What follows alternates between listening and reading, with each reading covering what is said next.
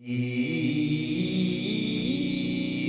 na Toca! Este é o teu live. A vida. Passamos um gato. A vida na toca. Onde é que está o gato?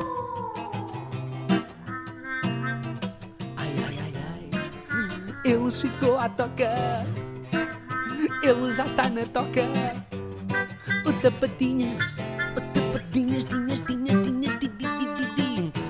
É o terceiro convidado. Está muito bem aprumado. Trouxe o seu trompete. Com ele ninguém se mete. É o tapadinhas. Tapadinhas. Olá, como é que estás? Estou bem, sim senhor. Faz lá um solo, por favor.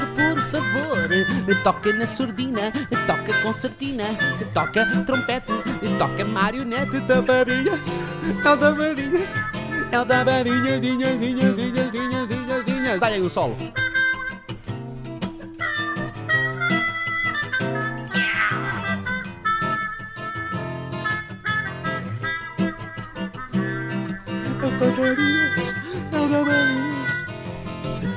Tapadinhas na vida na toca.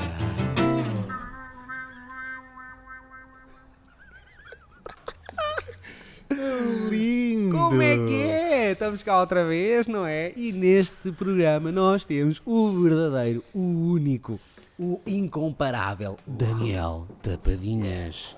Olá, tudo bem? Boa tarde. Olá, boa Está tudo bem? Então. Daniel do Brasil, diretamente do Brasil.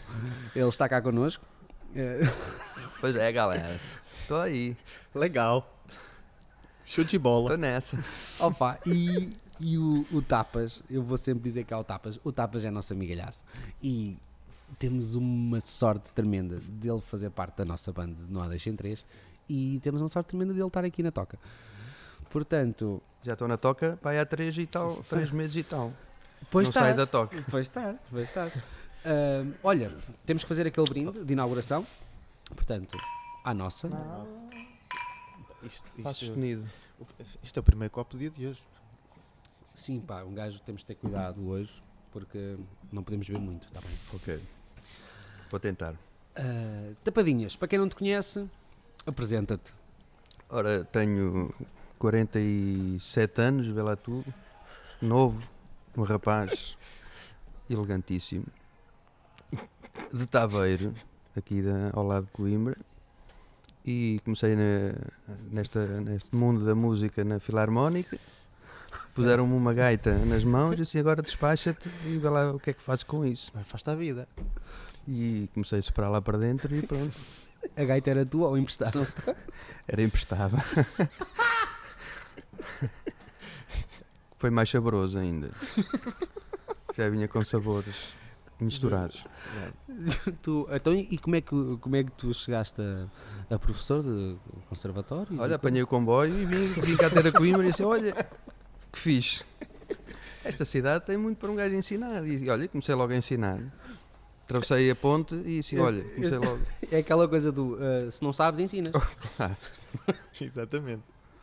Olha, para quem não conhece, o Tapas é trompetista, pá, e é o maior, menos esqueçam lá isso. E nós hoje vamos estar aqui um bocadito, já viram, não é? É fácil, não é? Começaste em Taveiro, então. Comecei em Taveiro, o meu irmão tocava na Filarmónica saxofone, o meu pai era da direção e pronto, fui andando. Então eras um menino prodígio. Não. Quer dizer, Não, ia atrás do meu irmão, estava lá e às vezes adormecia, outras vezes estava acordado. E uma das vezes que estava acordado meteram um instrumento na mão e disse, só para lá para dentro. Pronto. e o teu instrumento foi sempre trompete. Por acaso foi sempre trompete, não sei porquê, ou não havia mais gaitas, era a única disponível. Especializaste nisso. Pois, e por acaso era se calhar o que eu escolheria também. Não sei se fui eu que escolhi, se alguém, ou era o instrumento que estava disponível, mas foi isso que me deram. Foi o que te deram, foi o que ficou, não é? E assim pronto. Tu és de cá de Coimbra mesmo, Taveiro. Taveiro e depois agora, ok. É que és Nasci na Sé Nova, mas na maternidade em Taveiro não existe, então eu acho que vim de autocarro e fui de comboio para casa depois da maternidade. Mas a infância foi toda em Taveiro. Está bem. Olha, eu. Isto vai ser, isto Se vai não ser, tens de fazer perguntas pardas. vai ser difícil, vai ser difícil. Fizeste muitos amigos, então. É uma grande comunidade.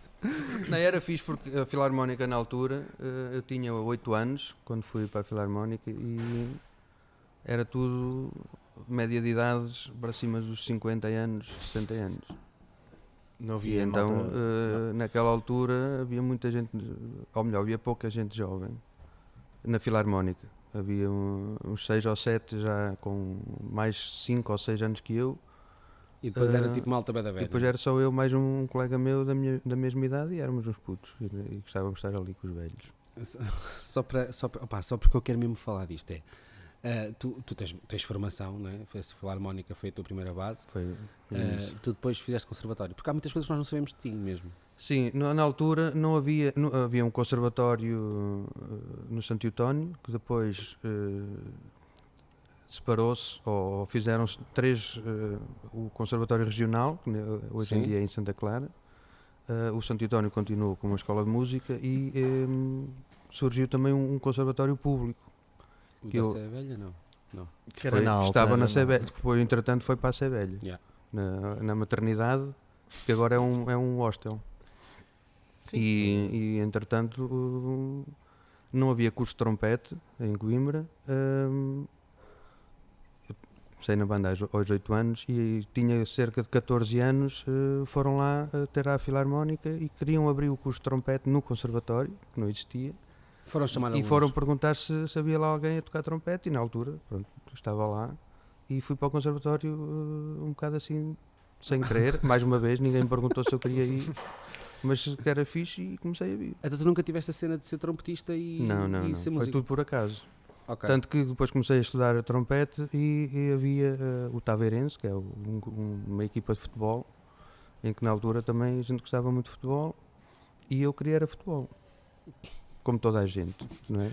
Mesmo, se calhar sabendo que não tinha pensava- jeito nenhum para o futebol, Pensava que ias dizer que ias para a claque com o teu trompete e que fazias aquela também cena também como fiz parte da claque do Taveirense, ainda não com a trompete, Tipo a cena cá no basquete. E tu fazias na no altura futebol. ainda não tinha essa Não vontade. havia basquete na altura, se calhar. Pronto, Mas opá. foi assim, depois fui para o conservatório e entretanto foi avançando e quando acabei o conservatório até surgiu essa ideia, ou melhor, a ideia depois de seguir música foi uma oportunidade que tive de uma orquestra de verão, digamos, Sim. era a orquestra das escolas profissionais, em que eram 3 semanas em agosto. A primeira semana era música de câmara, quer dizer, pequenos grupos, naquele caso metais, e a orquestra sinfónica. A segunda semana era só ensaios da orquestra sinfónica e a terceira semana eram concertos na zona. E o primeiro ano foi em Porto Alegre. Bem, foi um campo de férias, digamos, do outro mundo. Uma orquestra sinfónica, aquilo tinha sempre 90 a 110 músicos, mais ou menos da mesma idade.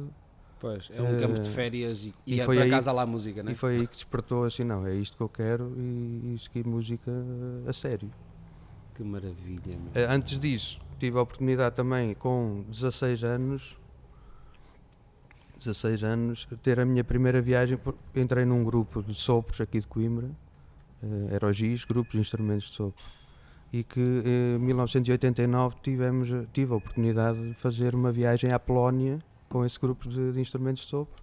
Fomos todos num autocarro, na altura não havia estas coisas de segurança, iam 2 motoristas e fomos 3 dias e 3 noites sempre de autocarro, de Coimbra até Polónia, a dormir no autocarro. Em que passámos, e não havia o euro, não é? Era, em cada país que passávamos era uma moeda nova. Moeda diferente. Eu levei não sei quantos dólares, troquei para dólares, que era a moeda mais fácil de trocar, então chegámos à Espanha, tínhamos de trocar em pesetas, depois em francos, depois em marcos, e passámos também na Checoslováquia, que já não existe. Tanto a Alemanha Democrática e a Checoslováquia ainda eram comunistas, não era fechado, e a Polónia, a própria Polónia também. E chegámos à Polónia, na fronteira entre a Alemanha e a Checoslováquia, eram para as 3 da manhã e o autocarro tinha pouca gente, então íamos todos deitados assim de lado nos bancos. Ok. E então eram 3 da manhã, acordo com um cão a lamber-me a cara. E assim, ui, o que é que se passa aqui? Então estávamos na fronteira entre a Alemanha e a Checoslováquia e puseram lá um cão para cheirar. Para Sabia ver se alguma tinham, se coisa. tinham alguma cena. Ok. E veio-me lamber a mim, não sei porquê, porque na altura ainda não fumava. Não tinha dinheiro para mais nada. Pronto, e então, entretanto, saímos do autocarro e a polícia, toda esquisita, aquelas fardas tipo russas, não é? Muito feias e grossas, e assustava, pronto. E às 3 da manhã toda a gente a dormir e depois, temos de tocar. Tocar? Que era em baile agora. Lá? Que era Na fronteira. para provarem que eram Para músicos. provar que éramos todos uma orquestra de músicos e que não andávamos a traficar Fala sério. instrumentos. E às 3 da manhã E pegaram... eu com 16 anos, opá, tens de tocar. Eu não sei tocar lá, sei lá tocar isso.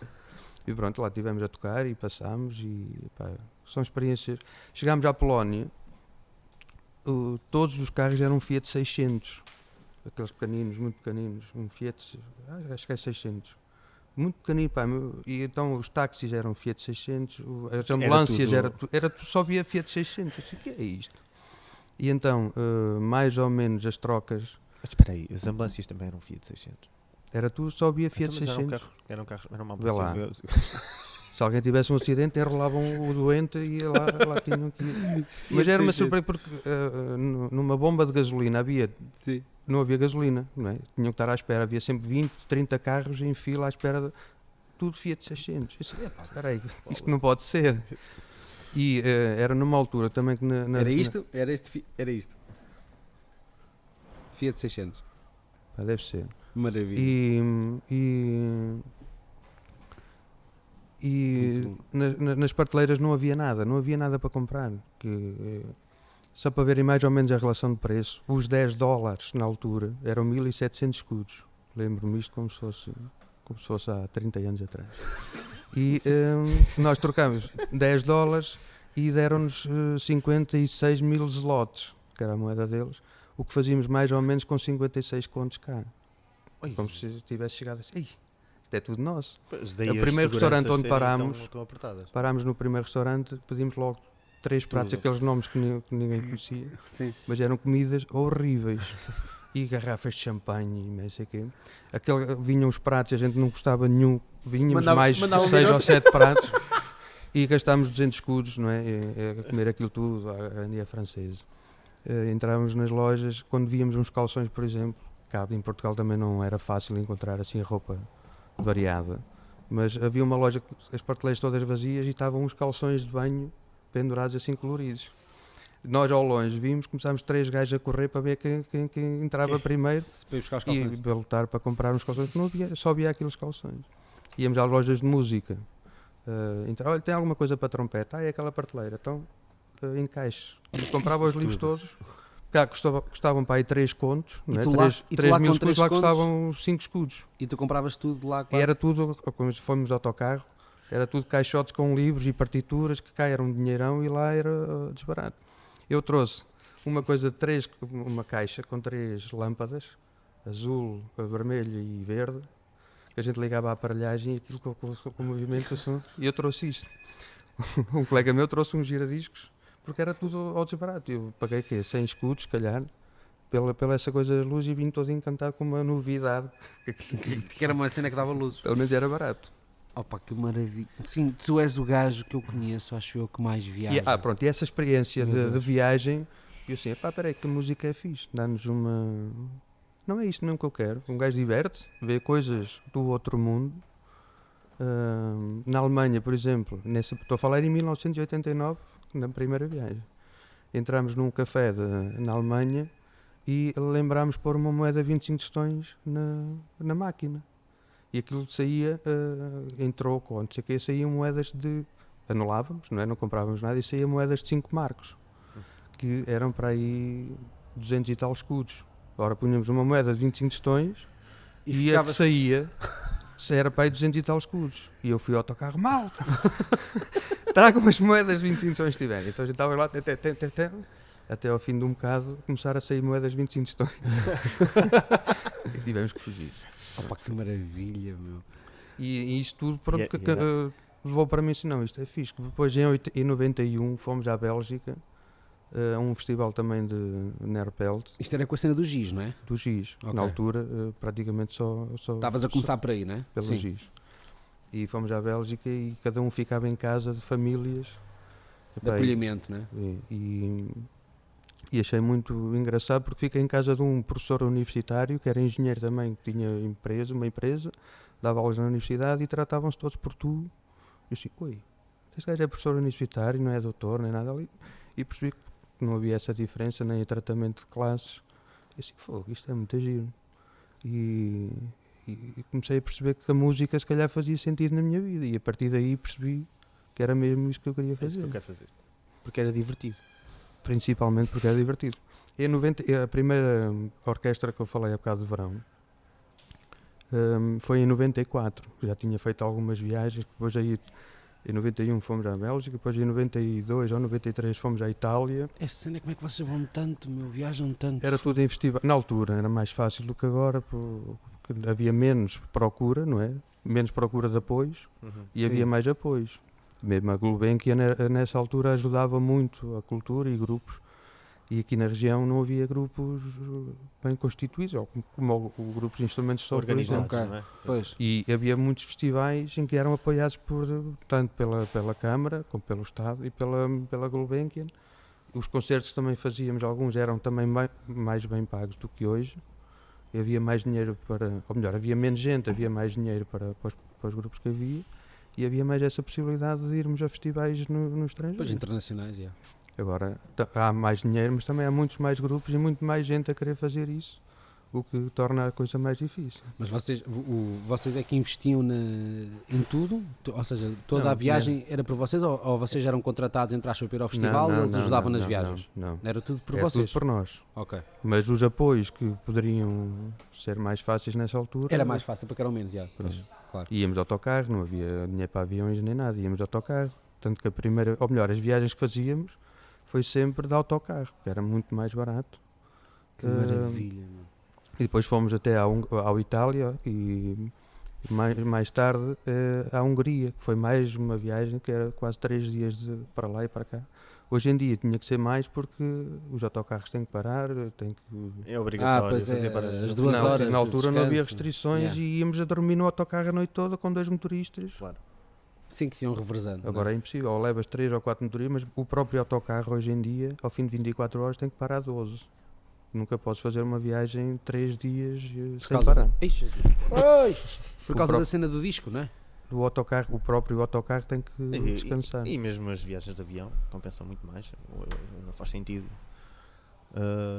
estar a ir de autocarro. Isto porque o maestro Adelino Martins na altura tinha também um bocado de receio de andar de avião, então era tudo autocarro.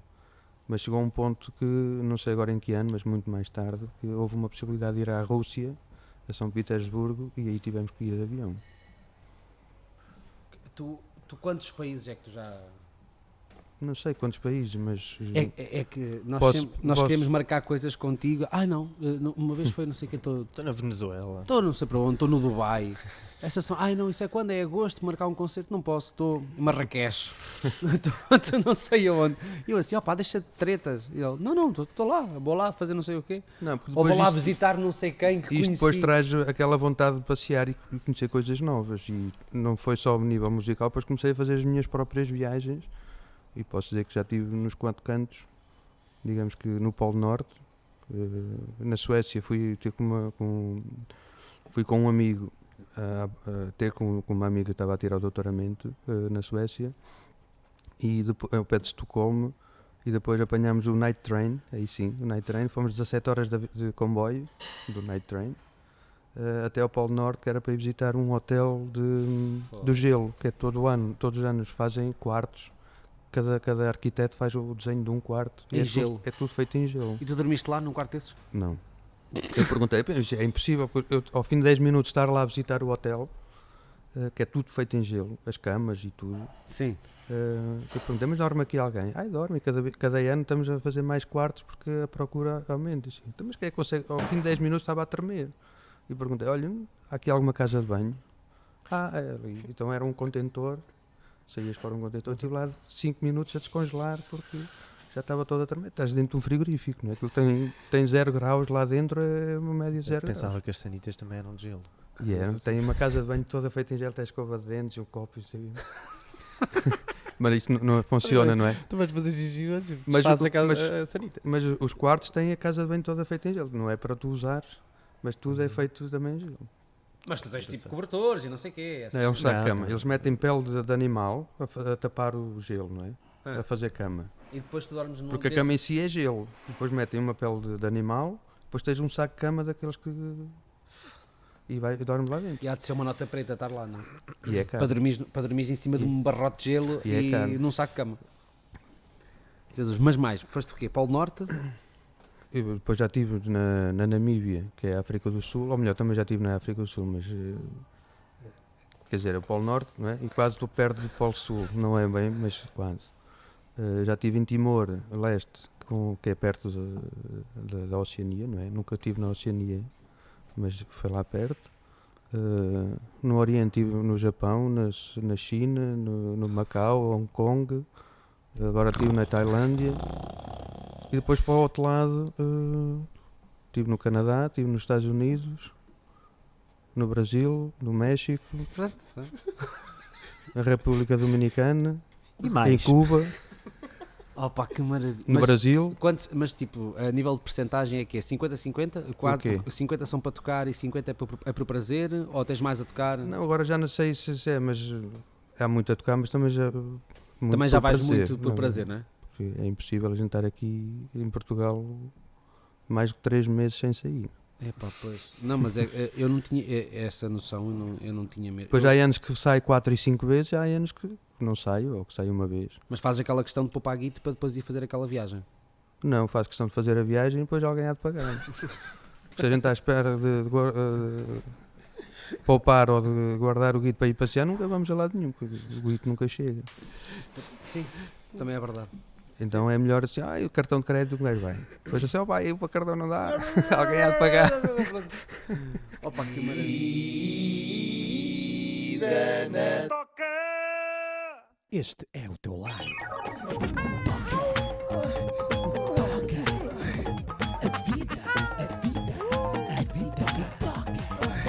A vida na toca.